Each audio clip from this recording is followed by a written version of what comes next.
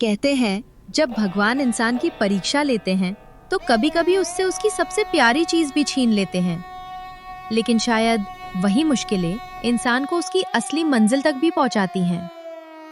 ये कहानी है रमेश की, एक ऐसे किसान की जिसने अपनी मेहनत से कभी पूरे गांव का पेट भरा था, लेकिन आज उसके अपने घर में चूल्हा जलाना भी मुश्किल हो चुका था। 2 साल से लगातार खराब फसल ने उसकी कमर तोड़ दी थी। कर्ज इतना बढ़ चुका था कि अब उसके पास बेचने के लिए कुछ भी नहीं बचा था। फिर भी उसे सबसे ज्यादा डर अपनी गरीबी से नहीं था।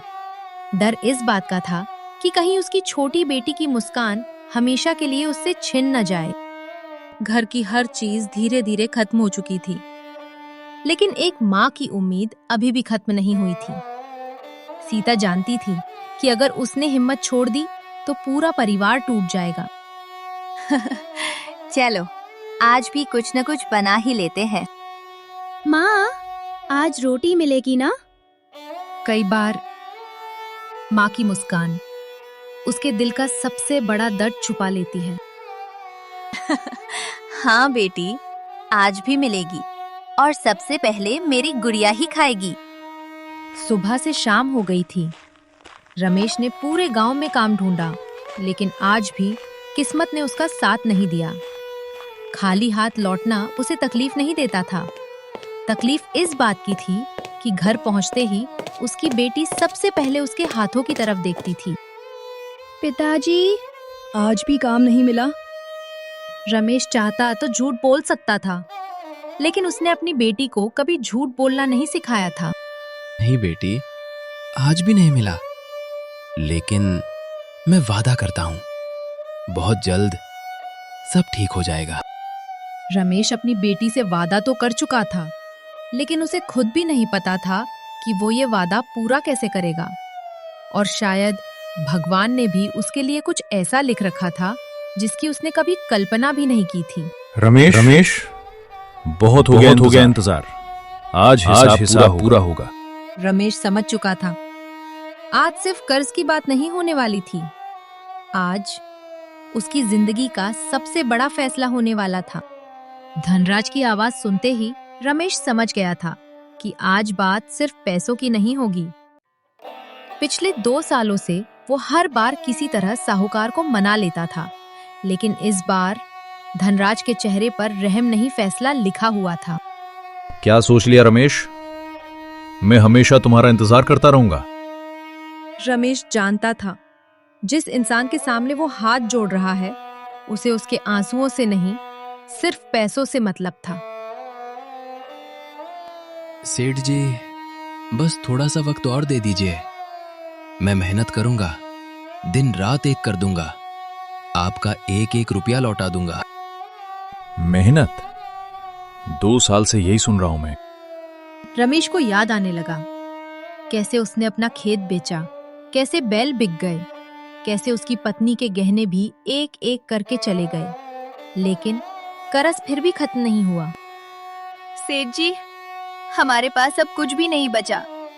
भगवान के लिए हम पर दया कीजिए।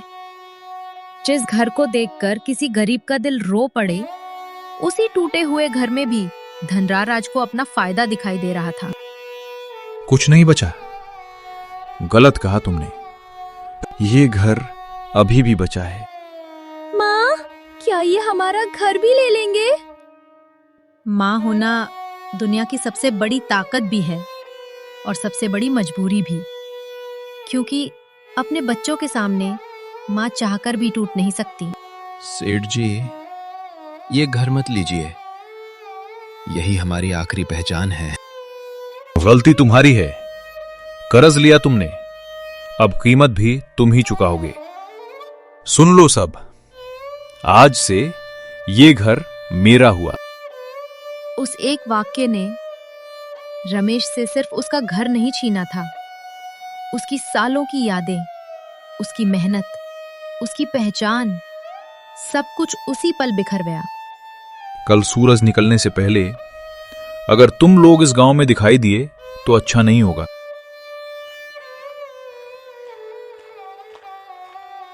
कभी कभी घर सिर्फ ईंट और मिट्टी का नहीं होता, उसमें इंसान की पूरी जिंदगी बसी होती है। और आज रमेश अपनी जिंदगी को अपनी आंखों के सामने बिखरता हुआ देख रहा था। सीता, शायद मैं हार गया। नहीं, आप हार नहीं सकते।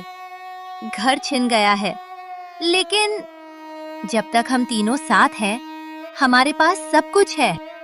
सीता नहीं जानती थी कि उसकी यही बात कुछ दिनों बाद रमेश की सबसे बड़ी ताकत बनने वाली थी। रमेश को बिल्कुल भी अंदाजा नहीं था कि कल सुबह वो इस घर से तो चला जाएगा, लेकिन उसी सफर में उसकी मुलाकात एक ऐसे रहस्य से होने वाली थी जो सिर्फ उसकी नहीं, पूरे गांव की किस्मत बदल देगा। हर सुबह नई उम्मीद लेकर आती है, लेकिन कुछ सुबह ऐसी भी होती हैं जो इंसान से उसकी सारी पहचान छीन लेती हैं। आज रमेश के परिवार के लिए ऐसी ही एक सुबह थी। जब इंसान अपना घर छोड़ता है तो वो सिर्फ सामान नहीं समेटता, वो अपनी यादें भी साथ ले जाने की कोशिश करता है। लेकिन कुछ यादें हमेशा उसी घर की दीवारों में रह जाती हैं। पिताजी, क्या हम फिर कभी अपने घर लौटेंगे? सबसे मुश्किल सवाल वो नहीं होता जिसका जवाब नहीं पता। सबसे मुश्किल सवाल वो होता है जिसका जवाब इंसान देना ही नहीं चाहता। भगवान चाहेगा तो एक दिन हम अपना घर फिर बनाएंगे। कुछ विदाइयां आंसुओं से नहीं, खामोशी से होती हैं। कल तक जिन लोगों के सुख दुख में रमेश सबसे पहले खड़ा होता था, आज वही लोग डर की वजह से उसकी तरफ देखने की हिम्मत भी नहीं कर पा रहे थे। माँ, सब लोग हमें ऐसे क्यों देख रहे हैं? कभी कभी बेटी, लोग बुरे नहीं होते, बस डर उन्हें चुप कर देता है। गांव खत्म हो चुका था। अब शुरू हो रहा था एक ऐसा रास्ता जहां बहुत कम लोग जाते थे, और जो जाते थे उनमें से कई कभी लौटकर नहीं आए। रमेश, क्या हमें सच में इसी जंगल से जाना होगा? हमारे पास अब दूसरा कोई रास्ता भी तो नहीं है।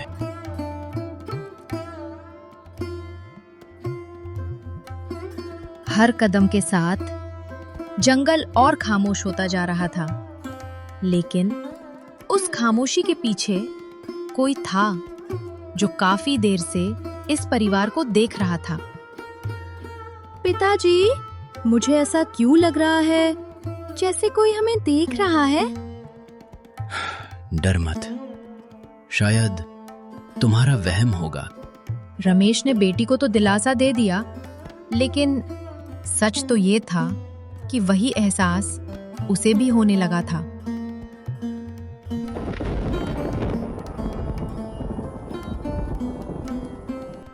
रमेश, बारिश बहुत तेज होने वाली है। देखो, शायद वहां कोई गुफा है। आज की रात हमें वहीं रुकना होगा। रमेश को लगा उसे सिर्फ बारिश से बचने की जगह मिल गई है, लेकिन उसे बिल्कुल भी अंदाजा नहीं था कि उस गुफा के अंदर सदियों से एक ऐसा रहस्य उसका इंतजार कर रहा था जो उसकी किस्मत हमेशा के लिए बदल देगा। बारिश अब तूफान का रूप ले चुकी थी। अगर रमेश को यह गुफा नहीं मिलती तो शायद आज की रात उनका बच पाना मुश्किल था। लेकिन कभी-कभी जिस जगह को इंसान अपनी सबसे बड़ी राहत समझता है, वही जगह उसकी जिंदगी का सबसे बड़ा रहस्य बन जाती है। सीता, तुम दोनों यहीं बैठो, मैं आग जलाने की कोशिश करता हूँ। उस छोटी सी आग ने गुफा का अंधेरा तो पूरी तरह नहीं हटाया, लेकिन तीनों के दिल में थोड़ी सी उम्मीद जरका दी। माँ, क्या हम आज यहीं सोएंगे? हाँ बेटी, बस आज की रात। कल भगवान कोई नया रास्ता जरूर दिखाएंगे। सीता ने ये बात अपनी बेटी को हिम्मत देने के लिए कही थी, लेकिन उसके अपने दिल में भी कल का कोई जवाब नहीं था। रमेश के दिमाग में सिर्फ एक सवाल घूम रहा था, अगर कल भी कोई रास्ता नहीं मिला तो मैं अपने परिवार को कैसे बचाऊंगा? हे भगवान, अगर मेरी मेहनत में कोई कमी रही हो तो सजा मुझे देना, मेरी बेटी को नहीं। जो इंसान पूरी जिंदगी अपने परिवार की ताकत बना रहा, आज वही अंदर ही अंदर टूटने लगा था।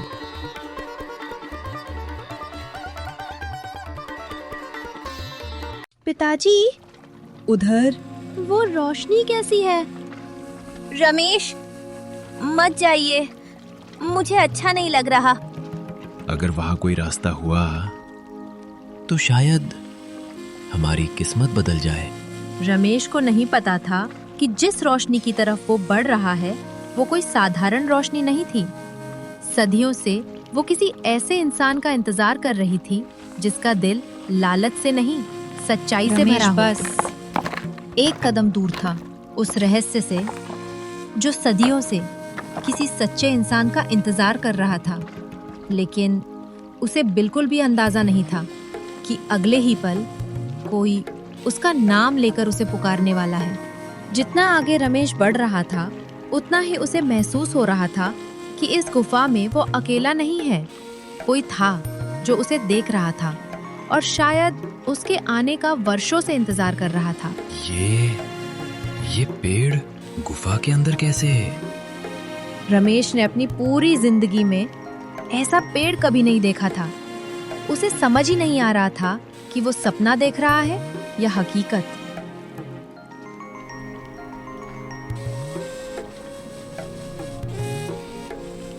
रमेश, कौन है? सामने आओ।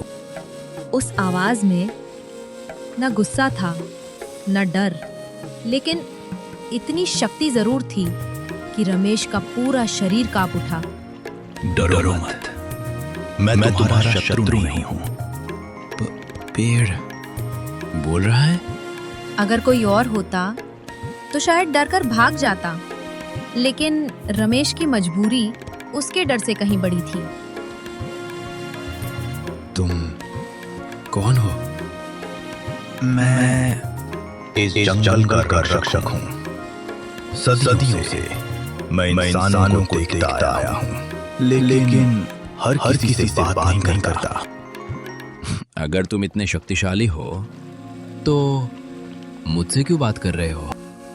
रमेश नहीं जानता था कि इस सवाल का जवाब उसकी पूरी जिंदगी बदलने वाला था।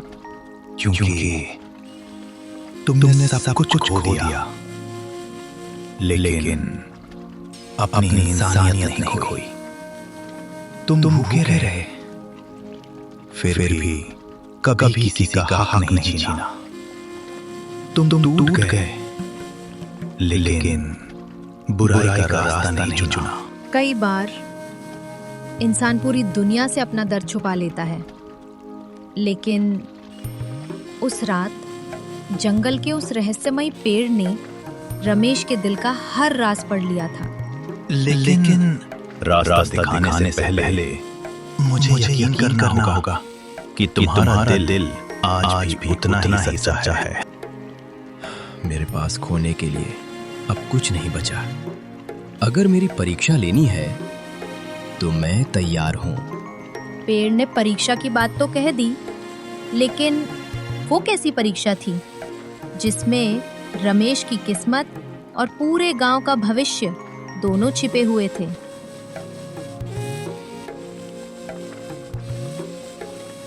रमेश पहली बार किसी ऐसे रहस्य के सामने खड़ा था जहां झूठ, लालच और धोखा एक पल भी टिक नहीं सकते थे।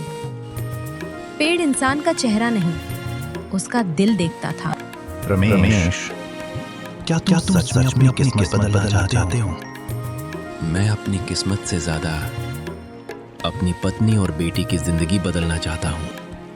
रमेश के जवाब में दौलत की इच्छा नहीं थी, सिर्फ अपने परिवार की चिंता थी, और शायद यही जवाब पेड़ सुनना चाहता था। अगर मैं तुम्हें ऐसा ज्ञान दूं जिससे तुम अमीर बन सकते हो, तो क्या तुम उसे सिर्फ अपने लिए रखोगे?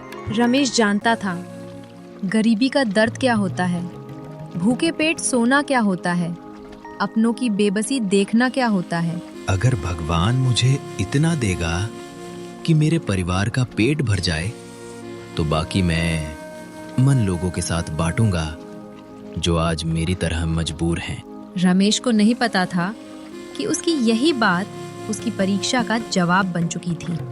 तुम परीक्षा में सफल हुए हो, लेकिन मैंने तो कुछ किया ही नहीं। सबसे कठिन परीक्षा तलवार से नहीं, दिल से होती है। उस पल रमेश को पहली बार समझ आया कि इंसान की असली ताकत उसकी दौलत नहीं, उसकी नीयत होती है। अब मेरी बात ध्यान से सुनो। इस जंगल के उत्तर दिशा में एक सूखा हुआ पहाड़ है। उसके नीचे धरती के अंदर मीठे पानी का बहुत बड़ा स्रोत छिपा हुआ है। अगर वो पानी बाहर आ गया तो सिर्फ तुम्हारी नहीं, पूरे गांव की किस्मत बदल जाएगी। अगर ऐसा है तो किसी को आज तक पता क्यों नहीं चला? क्योंकि लोगों ने हमेशा धरती के ऊपर दौलत ढूंढी, धरती के नीचे छिपी जिंदगी नहीं। पेड़ अब रमेश को सिर्फ एक राज नहीं बता रहा था, वो उसे एक जिम्मेदारी सौंप रहा था। लेकिन याद रखना, अगर तुमने इस ज्ञान का इस्तेमाल सिर्फ अपने फायदे के लिए किया तो ये वरदान उसी पल अभिशाप बन जाएगा। मैं वचन देता हूं, इस ज्ञान का लाभ पूरे गांव को मिलेगा। रमेश के हाथ में अब सिर्फ एक पत्ती नहीं थी, वो पूरे गांव की नई किस्मत का रास्ता था। लेकिन उसे बिल्कुल भी अंदाजा नहीं था कि कोई उनकी हर बात छिपकर सुन चुका था। पूरी रात जैसे एक सपना थी, लेकिन सुबह रमेश के हाथ में मौजूद वो रहस्यमयी पत्ती बता रही थी कि जो कुछ हुआ वो सपना नहीं, हकीकत थी। अब उसकी किस्मत बदलने वाली नहीं थी, अब उसकी परीक्षा शुरू होने वाली थी। आपने एक टूटे हुए इंसान को उम्मीद दी है। मैं आपका ये उपकार कभी नहीं भूलूंगा। रमेश, मैंने तुम्हें दौलत नहीं दी, मैंने तुम्हें रास्ता दिया है। अब मंजिल तक पहुंचना तुम्हारी मेहनत पर निर्भर करेगा। रमेश पहली बार समझ रहा था कि असली चमत्कार जादू नहीं करता, सही रास्ता दिखाता है। अगर उस रात हमें ये गुफा नहीं मिलती तो शायद हम आज जिंदा भी नहीं होते। हर मुश्किल इंसान को खत्म करने नहीं आती, कुछ मुश्किलें उसे उसकी मंजिल तक पहुंचाने आती हैं।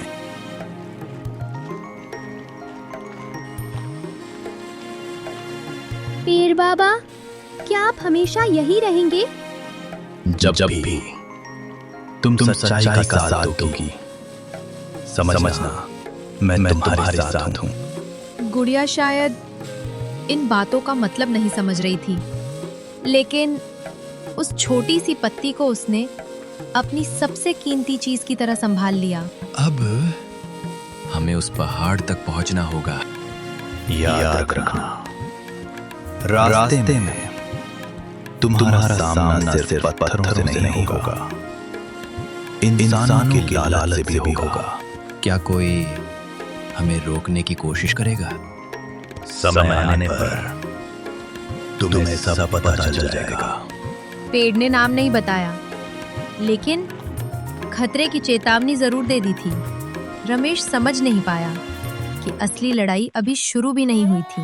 कल तक ये परिवार बेघर था, आज इनके पास घर नहीं था, लेकिन एक मकसद जरूर था। रमेश को नहीं पता था कि जिस पहाड़ की तरफ वो उम्मीद लेकर बढ़ रहा है, उसी समय गांव में एक ऐसी मुसीबत आने वाली थी जो पूरे गांव को बर्बाद कर सकती थी। कल तक रमेश के पास सिर्फ दर्द था, लेकिन आज उसके पास एक मकसद था। उसे नहीं पता था कि उस रहस्यमयी पत्ती में बना नक्शा सिर्फ उसके परिवार की नहीं, पूरे गांव की तकदीर बदलने वाला था।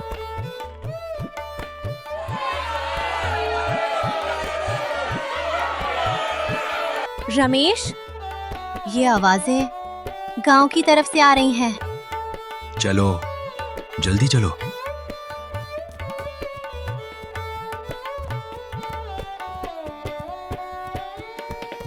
जिस गांव ने उन्हें बेघर होते हुए देखा था, आज वही गांव खुद एक बहुत बड़ी मुसीबत में फंस चुका था। 3 महीने से बारिश नहीं हुई थी, खेत सूख चुके थे, कुएं का आखिरी कतरा भी खत्म हो चुका था। अब गांव के सामने सबसे बड़ा सवाल था, पानी। अगर आज पानी नहीं मिला तो हमारे जानवर मर जाएंगे। बच्चे सुबह से प्यासे हैं।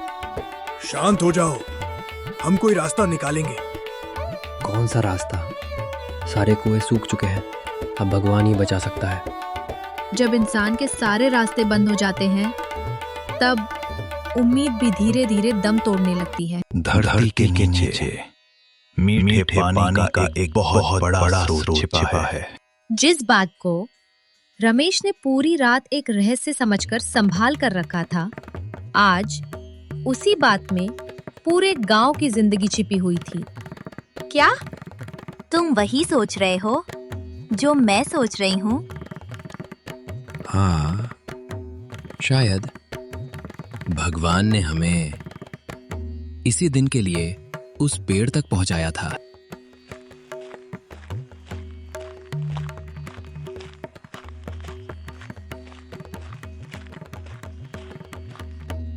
अरे, ये तो वही रमेश है जिसे कल गांव से निकाला गया था।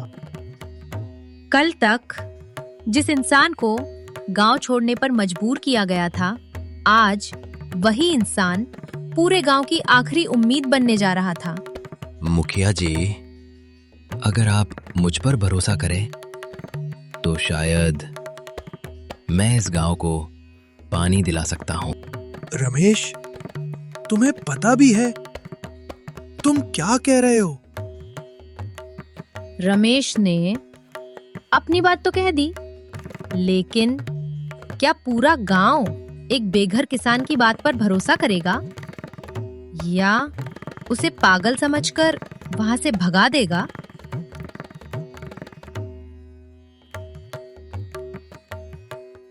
कभी-कभी जिंदगी इंसान को ऐसे मोड़ पर लाकर खड़ा कर देती है जहां सच बोलना भी झूठ जैसा लगता है। आज रमेश उसी मोड़ पर खड़ा था। रमेश, तुमने कहा तुम गांव को पानी दिला सकते हो। कैसे? जंगल के उस पहाड़ के नीचे बहुत बड़ा मीठे पानी का स्रोत छिपा हुआ है। अगर हम वहां खुदाई करें तो पूरे गांव को पानी मिल सकता है। देखा, बेघर होने के बाद इसका दिमाग भी खराब हो गया। अब पेड़ भी बात करने लगे हैं। रमेश को लोगों की हंसी बुरी नहीं लगी, क्योंकि उसे याद था जब उसने पहली बार उस पेड़ को देखा था तो उसे भी अपने ही होश पर विश्वास नहीं हुआ था। जो सच है उसे साबित होने में समय लगता है। आप हिम्मत मत हारिए। मुखिया जी, अगर मैं झूठ बोल रहा हूं तो मुझे पूरे गांव के सामने सजा दीजिए, लेकिन अगर मैं सच कह रहा हूं तो सिर्फ एक मौका दीजिए। रमेश के शब्दों में डर नहीं था, सिर्फ सच्चाई थी, और सच्चाई की सबसे बड़ी ताकत यही होती है, उसे ज्यादा बोलना नहीं पड़ता। अगर हम कोशिश नहीं करेंगे तो वैसे भी मर जाएंगे, और अगर रमेश सच बोल रहा है तो शायद हमारा गांव बच जाए।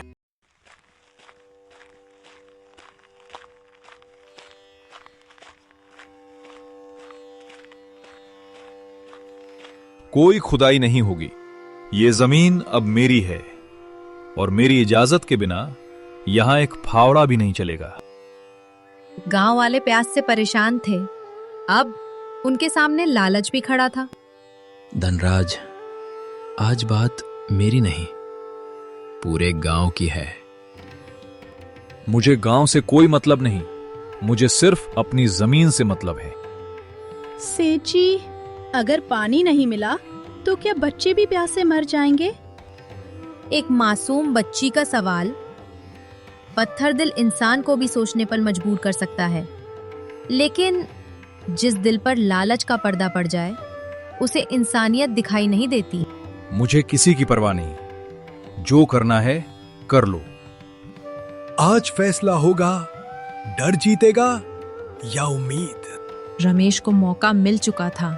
अब सिर्फ एक फावरे की पहली चोट ये तय करने वाली थी कि रहस्यमयी पेड़ सच था या सिर्फ एक सपना।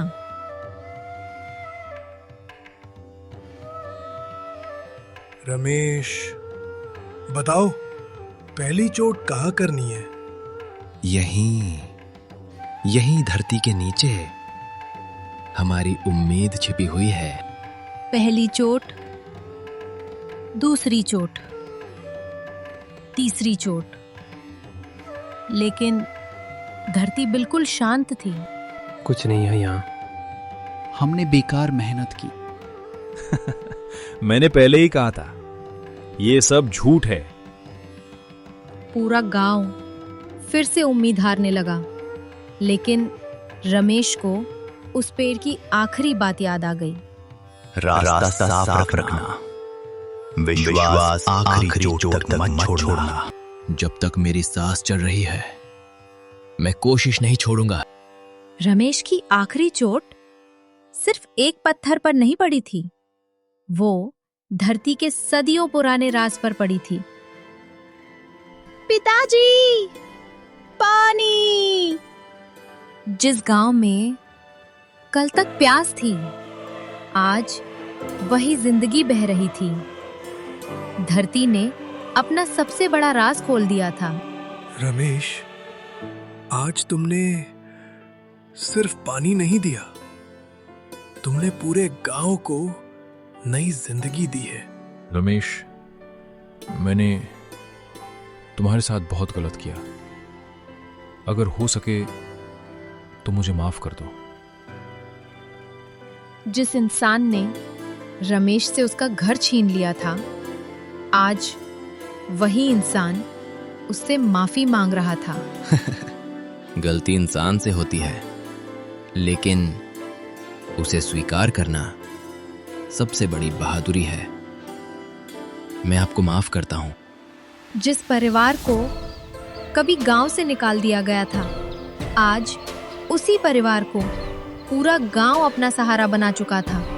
और रमेश कभी उस रहस्यमयी पेड़ को नहीं भूला, क्योंकि उसने उसे दौलत नहीं, सही रास्ता दिया था। भगवान हमेशा चमत्कार नहीं करते, कई बार वो हमें सही रास्ता दिखाते हैं। और जो इंसान मेहनत, सच्चाई और दूसरों की भलाई का रास्ता चुनता है, असल चमत्कार उसी की जिंदगी में होता है।